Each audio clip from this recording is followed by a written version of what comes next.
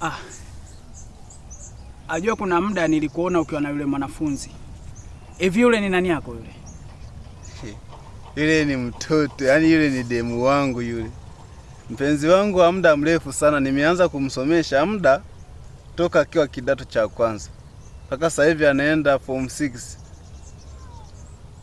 Sasa ikatokea kwamba ndio kashamaliza chuo na akaja akakwambia kwamba na yeye ana mpenzi wake wa ndoto zake, kwamba wewe ilikopo kama sehemu tu ya kumfanya yeye avuke katika ndoto zake.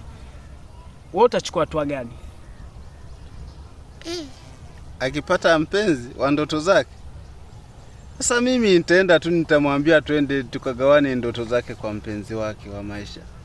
Sasa wewe kama nimeweza kumsomesha, alafu yeye anaenda tu kiurahisi eti ana mpenzi wa ndoto zake, na mimi tunaenda huko tukagawane naye hizo ndoto. Wote chukua hatua gani?